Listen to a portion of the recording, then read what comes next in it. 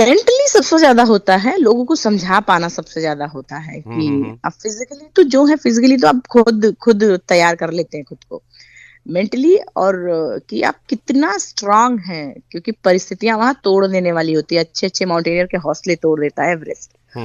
तो जितना आप मन से स्ट्रांग होंगे तो आप कर लेंगे। तो सबसे पहले ये होता है। दूसरी बात होती है दूसरे को समझाना कि आपके आसपास जो आपके साथी होते हैं, मतलब आपके साथ आपके जो साथ के ग्रुप जो होता है, वो ग्रुप आपको एक्सेप्ट ही नहीं कर पाता कि हमारे साथ जो वेट मैं उठा रहा हूँ, क्योंकि ऐसे डिवाइड हो जाते हैं ना कि टेंट्स, अगर एक टेंट में 2 लोग हैं तो आधा आप लेके चलेंगे, आधा आप लेके चलेंगे, हाँ, ऐसा होता है। या फिर अगर आप अकेले टेंट यूज करें तो सारा सामान आप खुद लेके जाएंगे। राइट तो राइट। अभी मेरा शेरपा जो था, तो वो मुझे एक्सेप्ट ही नहीं कर पा रहा था कि ये कर भी पाएगी नहीं।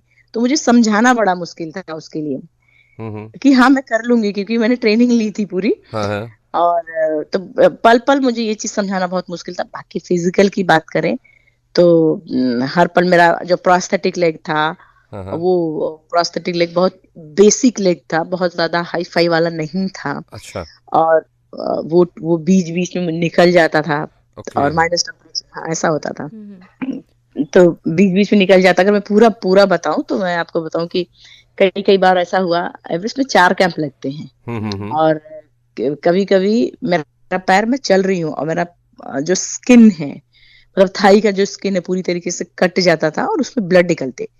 और लाइनर, मतलब अगर पता नहीं आप समझ पाएंगे कि नहीं, लाइनर होता है एक, पहनते हैं हम, तो वो जेल टाइप का होता है, और वो पूरा का पूरा पैर स्लिप हो जाता था और पैर निकल जाता था। अब आप सोचिए, एक ही रोप में बहुत सारे लोग क्लाइंब करते हैं, और पीछे मेरे लोग हैं, और ज्यादातर बाहर के लोग होते थे जी। इंडियन, मतलब भारतीय भी होते थे। लेकिन भारतीय लोग तो अच्छे सभ्यता से बोलते थे कि थोड़ा सा आप किनारे हो जाइए और हम लोग को जाने दीजिए।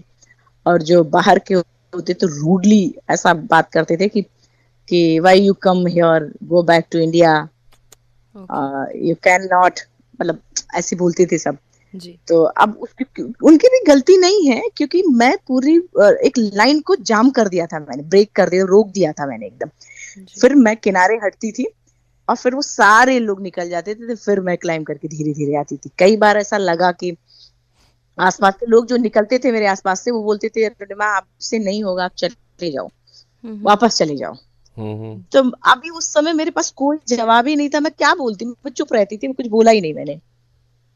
और फिर मैं पैर को, कई कई बार पैर निकल जाता था, फिर से मैं पैर को लगाती थी। मतलब जनरली जब हम क्लाइंबिंग करते हैं तो टो पे ऐसे कांटे जैसे होते हैं, जैसे आपने स्पाइस शू देखे होंगे, उसी तरीके से कांटे जैसे लगे रहते हैं जूते में।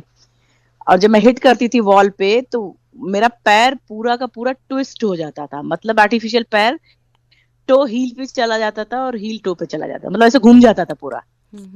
और लोग अजूबे की नजर से मुझे देखते थे। और शेरपा जो मेरे साथ था, वो कहता अरुणिमा तू बिल्कुल नहीं चल पाएगी, ये तुम्हारा पैर ही नहीं काम कर रहा, नहीं चल पाओगी।